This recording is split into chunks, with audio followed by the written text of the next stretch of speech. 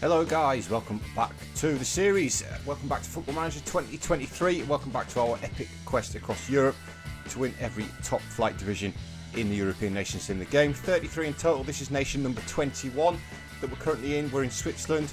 We're back a little bit earlier than we said at the end of last episode, and that's because I totally forgot about my 2000th game in management, which, as you can see now on the screen, we're at 1999, which has been an absolutely fantastic run that we've had. We've won 1,296 of those, let's say, just say 2,000 games, which is a fantastic record, a 64% win ratio across our career. Knocked 20 nations off. Like I say, we are currently in Switzerland. We'll go over what's happened in Switzerland in a minute. We're obviously going to have a quick look back through our career, aren't we? We started off. Let's have a look. Job history. Somehow I've clicked England. Job history. We'll flip it the other way around. We started off way back in 2022, 53 years ago now, as the manager of Cordringa in the Icelandic First Division. We did finish second. We did get them promoted. They're back in the First Division now. Obviously, it's 50 years since we've been there. A completely different club, effectively, from the last time we were there. Yes, so we started off in Cordringa. We did move on to a top-tier side already in Leiknir. Leiknir again, 50 years since we've been there, but you can see they've got plenty of money in the bank. They're at 16 Icelandic Premier Divisions now. You can see the first one we won for them was way back in 2023. They've been quite successful since then in the 50 years. Since then, it's been a very, very good spell for Leiknir. Once we ticked Iceland off the list, we did move on to Port Talbot in Wales. There were a second-tier side at the time in the JD Cymru South. We did get them promoted, a third place finish followed up by a first place finish. Again, maybe he's not quite gone on to have the same success as Leiknir did, but you can see we won it in 2027. They have won it 3 more times since then.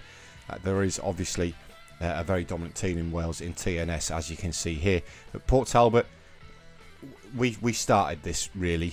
We started this consistent top 2/3 side, more recently top 2 side. That's the last sort of 12-13 years in a row that they finished runners-up to TNS, but again a completely different side to when we were there, but they've got loads of money in the bank now for a small club in Wales. After that it was Northern Ireland, and we started off in the second tier again at Anna United. Again, we did get them promoted to the top tier. You can see that they are currently in the top tier.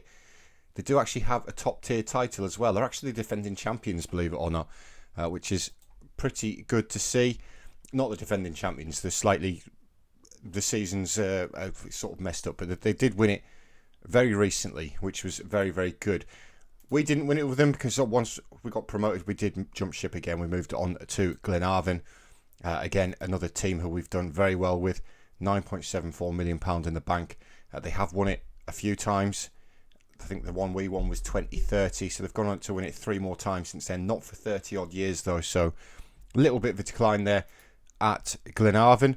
After that, it was the Republic of Ireland, and it was Bohemians we took over at the end of a Premiership season when they were already relegated, but we dropped down to the First Division, won the title, straight back into the Premiership, won the title. So back-to-back titles there. You can see the awards that we've won. We've won Manager of the Year, Manager of the Month, Cup competitions as well. Bohemians, another team who have done, from what I've seen, quite well since we were there. They've got 16 Premier Division titles. We won it in 2032, I want to say. They've had 4 more since then. Again, not for nearly 30 years. Bank balance is looking a little bit poor as well. But again, we were there that long ago that it's a completely different team to what we created, really.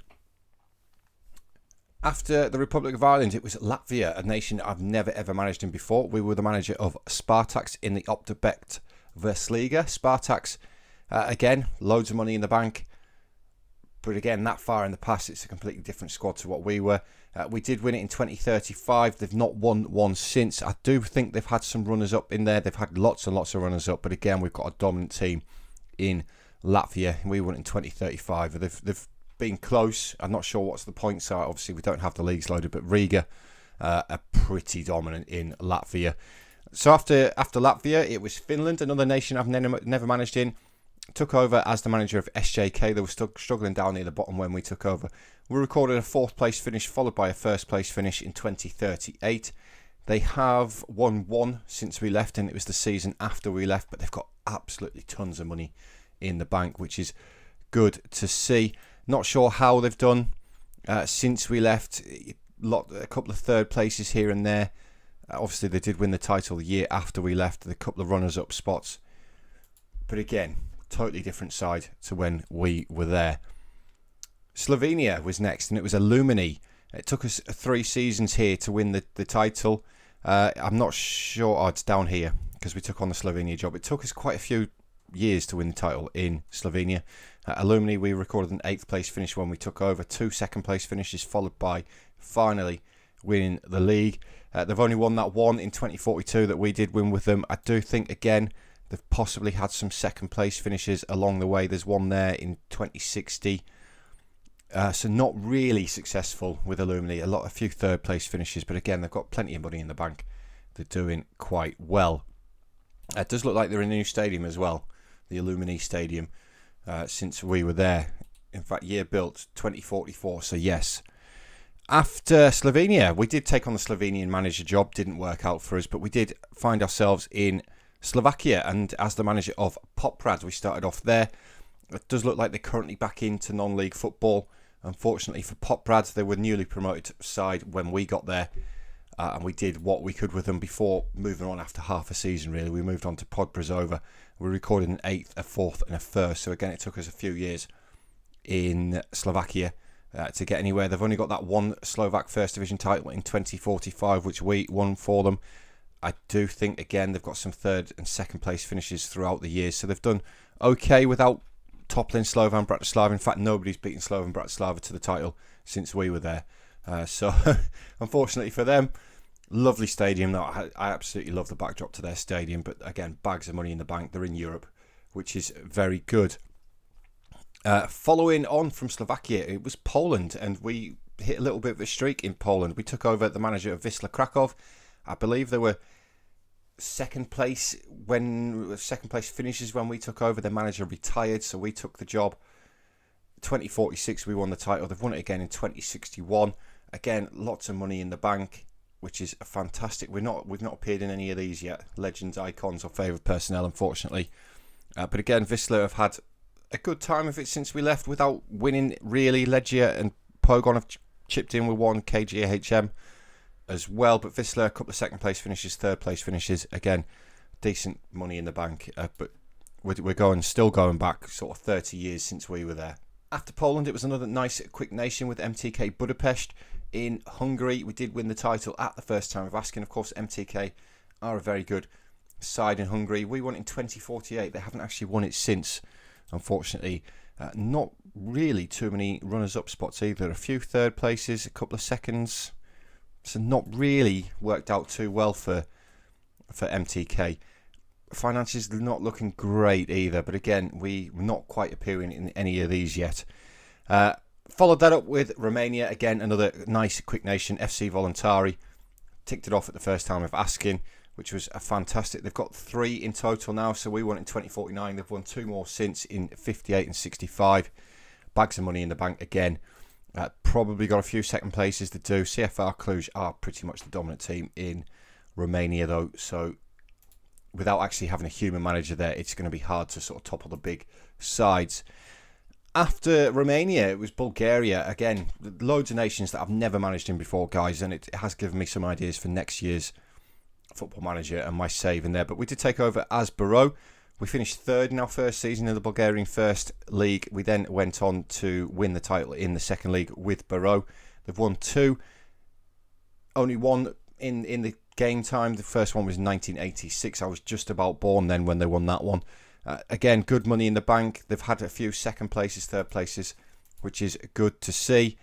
We did take on the Northern Ireland job as well, and we did actually win a trophy with Northern Ireland. We won the Euros with Northern Ireland, which was great. But in terms of club management, it was Sweden, IFK Gothenburg.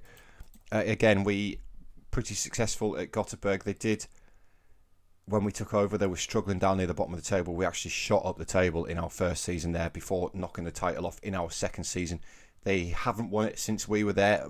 Unfortunately, again, just shows you the power of the actual human versus AI managers. Lots of second places though, but Malmo and AIK, again, pretty dominant, particularly in this save. It's Malmo. It's all Malmo in this save. In terms of ourselves, after we won the Euros with Northern Ireland, Spain came a knock-in. Spain, much bigger side. Obviously, I thought we had better chance of winning the anything with Spain. Unfortunately, it wasn't to be. We were knocked out relatively early in the World Cup, if I remember correctly, and we got sacked. So I think we've stayed away from international management since then. Really, I sort of only took it on to help boost my reputation as a manager. But domestically, it was Israel, and it was Kiryat Shimona. Again, another team who were at the bottom of the table when we took over. We did record a 4th place finish in our first season before winning the league the season after. After the season after we left, they did manage to get relegated straight away. So they've gone from champions to relegated. They're currently in the Premier League, though. A little bit of money in the bank. I do think they've come second as well since we left. They have indeed in 60 and 61, which is good to see.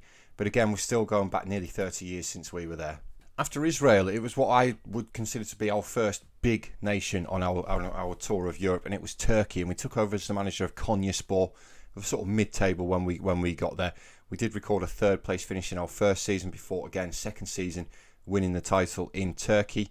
They haven't won it since, only that one in 2056. They've got bags and bags of money in the bank, 80 million. The finances in Turkey, for whatever reason, are crazy. The kits that I've made, this is when I started making the kits as well in Turkey. Unfortunately, they're not in the game anymore. I didn't want to click on the schedule. It's Turkish Super League. We won it in 56. They've not been in the top 3 since. Once they were 3rd, not long after we left. But it's Besiktas who have sort of taken over the mantle there in Turkey. Besiktas, Galatasaray more recently. But lots of money in the bank for Konyaspor. And we moved on to another nation that I've never managed in, and that was Croatia. We took the manager's job at Varaždin, Croatian second league. We left halfway through the season again, but we were top of the league when we left. We took on the manager's job at Šibenik. We were there a few years before we won the title. They've only got the one again. Good money in the bank, though. Again, the kits aren't loaded anymore. I do think that they got relegated as well themselves since we were there. But they've had a couple of 3rd place finishes more recently. But you've got Dinamo Zagreb, who have absolutely dominated Croatia, as you'd expect, with Dinamo Zagreb. After that, our little nightmare began. We spent 8 years in Denmark. 8 years. Mostly with Vegard. It was 3 straight promotions from the 3rd, 2nd and the Nordic Bet Liga before we got them into the Superliga. Managed to survive. And then Copenhagen came knocking finally.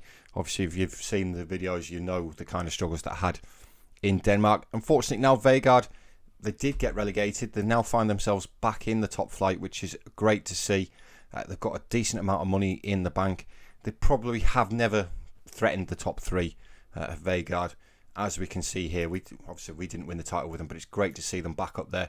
We did win it with Copenhagen, though, which is fantastic. In fact, we're probably a legend of Vegard. We were there that long. Copenhagen, we spent 1 year there. Title, first season. You can see they've got 46 already. Obviously, massive club, FC Copenhagen. As you saw, they've won it a few times since we left. I'm not sure if any of the players are still there from when we were there. Maybe. Probably not, though. Our record signing is also at... was at FC Copenhagen. It was Thomas Monk. He cost us £19 million, something like that. He is our record signing in this save. But Denmark, we finally ended that nightmare. We moved on to Norway. We took over the manager of Brann in the relegation zone, and unfortunately we couldn't save them for relegation. We did drop down to the first tier, which we won at Akanter, and then straight titles.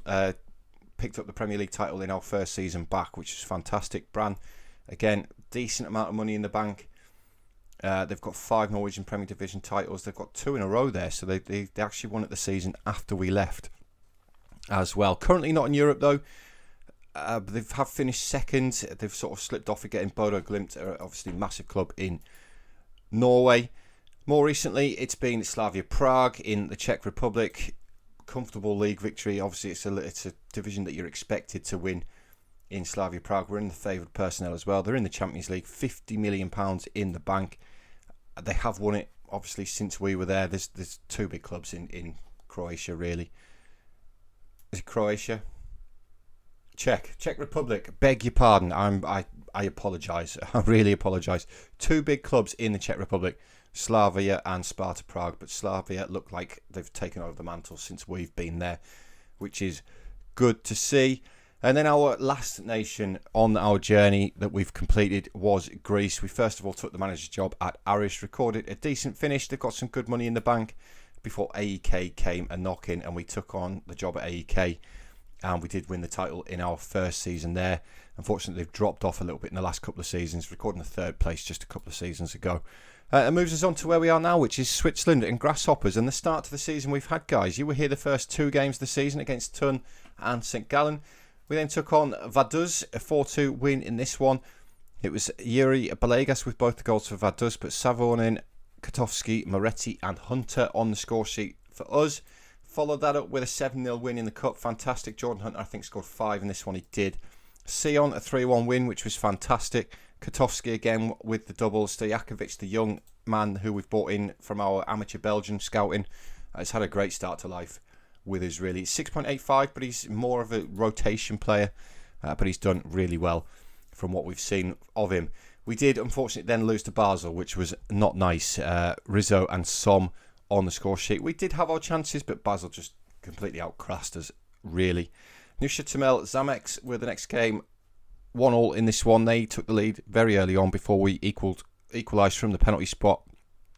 Arguably could have gone on and won the game, but Kotovsky on the score sheet again, which was good to see. Another Swiss Cup win against Brühl, a lower tier side. Only 3-0 in this one, which is a bit disappointing, but a fantastic result against Young Boys, a 0-0 draw. A game they absolutely battered us. We had nothing. We were just holding on for 90 minutes, and we did hold on, and we got a point, which was great to see. And then more recently, we've taken on Lugano, a 3-1 win. Kotovsky again, and Cyprien Guilo on the score sheet. Domenico Cerici on the score sheet for Lugano. We battered them. We really did batter them. And we've had a pretty good start to life here in the Super League in Switzerland. Only the one defeat, which is really good. And it does see us currently sat in third place behind Luzern and Basel. Young Boys have had a bit of a shaky start, but we are back today to take on our rivals in Zurich for our 2000th game in management. I do have the news item here. Talentire stands the test of time. Wily old manager Dean Talentire is set to crack the 2000 game mark as a manager when Grasshoppers take on Zurich at Letzigrund on Saturday. So, obviously we're gonna do that game. It's 2,000 games. It's a huge landmark for us. I've gone through our history as quick as I can, guys. I know those of you who have watched it are up to date with it and stuff like that. But it's just nice to look back over the 53 years that we've been playing the game now. So, game's tomorrow. So I'll catch up with you guys again in just a minute. Right, guys, we've made it to the game. I just quickly wanted to show you the player stats, really. Kotovsky has had a fantastic season. He's on 8 goals already in the league. He's got the highest average rating, most player of the match awards as well. In terms of tackles, Constantino and Rosman, 2 of our signings, are having a fantastic season. And Moretti, another one of our signing, is second on the assist list with 3. Unfortunately, Constantino is currently injured, along with Bugman, our other Segundo Volante. So we've got none of our Segundo Volantes at the minute. Constantino is back tomorrow. Not going to risk him though. The lineup that we are going to go with though is Gosling in goal, Rosman at right back, Yarosh. I keep wanting to say Yarosok, but it's Yarosh. Savonin as the 2 centre halves. Bauhofer as the left back. Again, not a great player, but he's had an okay season. We've got the young man Stojakovic who's going to make the start today as one of the Segundo Volantes. Polonio is pretty much an ever-present this season. It's Gilberto. And the other Segundo Volante that we're going to go with is Mokhtari. Again, not really up to scratch, but he's not bad as a fill-in. On the right-hand side, it is Moretti. I've been a little bit disappointed with Moretti, to be honest. A 6.68 in the league really isn't good enough for somebody who have paid £2.5 million for. Yes, he's not quite a natural in this position, but he is accomplished and he's got a good left foot. So cutting in as an inside forward, he should be able to do it without any issues whatsoever, but he just hasn't performed as of yet. Pena is fit again, Mario Pena. He's done okay since he came back in, 6.68 again. We didn't pay a lot for him though, and he's worth absolute fortunes, but he will get better as he gets fitter. He's still not quite up to match fitness. The other one who is back as well is Moises Esteban. He is back from his very long-term injury, his cruciate ligaments damage, so we've been rotating him and Pena in and out, but again, he's not quite up to match fitness. And then it is Kotovsky up top. And we're underway, and just before the game, I was actually working out this sort of, with it being our 2000th game, I've worked out that we've averaged about 10 nations per 1,000 games. This is nation number 21, which means we might make it to 3,000 games. It depends on how some of the nations go. Obviously, we're getting into much bigger nations now with the teams that we're involved with. It may get harder. It may get harder as we go through these final 12 nations, particularly once we start getting into Spain, Germany, England, the final one, but France as well. As Kotovsky's through one-on-one with the goalkeeper, and he puts it in as well for his 9th goal of the season. Sam Kotovsky, 25 minutes on the clock, gives Grasshoppers the lead in the Zurich derby, which is absolutely fantastic. It's really good football. It's Moretti finding Paulinho into Mokhtari. Mokhtari the fill-in with a great ball through. Kotovsky gets a little bit lucky there. Randall's made the mistake in the defence. But it's a good finish by the American. And that currently, as things stand, moves us top of the table with everybody else still to play, granted. But if we could win the league with Grasshoppers, that would be absolutely unreal. We're looking to make it two. It's Kotovsky again. He rifles, absolutely gone through the back of him, scissored him from the back, and that's a deserved red card. Talk about derby aggression, and that was unneeded. But Pena with this corner towards Savonin, who's, it's got in. It's got in. I thought he'd hit the crossbar and it'd come out, but Savonin makes it 2-0 in the derby with a fantastic header. It's a great corner by Mario Pena to find Savonin, and it's a bullet header, really, off the underside of the crossbar. The goalkeeper's just, I don't even know what the goalkeeper's doing, to be honest, but it has creeped across the line to make it 2-0 coming into half-time, which is absolutely great. We are on top in this game. Of course, Goro Eiffel getting sent off as well has really, really helped us. So, 2000th game looks like it's going to be a success as things stand. And we'll also be top of the league, which is great.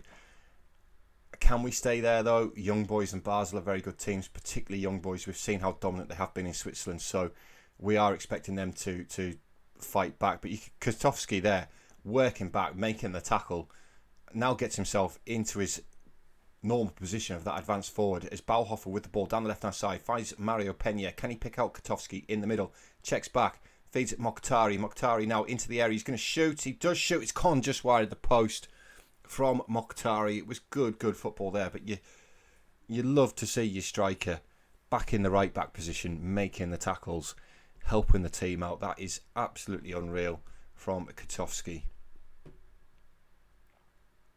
As now Rosman with the throw on the right hand side finds Moretti. Rosman again. Good ball into the box. There's nobody there though. Arduini gets it clear. Grosic now. Yakovlevich, if that's how you say that, picks the ball up. Jarosz does win the header though. Moretti, who by the way is having another poor game on a 6.6, finds Rosman to Jarosz. Stojakovic, the young man, feeding the ball down the line towards Rosman. Can he cross it into for Kotovsky? He can. It's towards Kotovsky. We do get a head on the ball. Sam Kotovsky reaches double figures for the season with a fantastic header and great football again by Grasshoppers. Stojakovic, the young Slovakian, I think he is, involved with a great pass down the line for Rosman. It's a fantastic cross into the box by our summon signing for Kotovsky in between two defenders. Gets his head on the ball for 3-0 on Derby Day. Can we make it 4 though? But it's Zurich on the attack. It's Shehu into the area, gets the ball across. Great header cleared by Bauhofer. Only as far as Meyer though. Eichenberger finds Viscardi. Ball forward again towards Eichenberger inside the area. Surely Shehu's offside there. Oral Shehu does get one back for Zurich. It looked offside to me. But it's actually a really good move by Zurich. Eichenberger gives the ball, runs, leaves 3 people just stood watching him. No, Shehu is actually behind Eichenberger when he just played the ball across. So unfortunately, we have conceded again, finding clean sheets hard to come by so far in Switzerland. Bauhofer's had a poor game. Moretti's had a poor game again.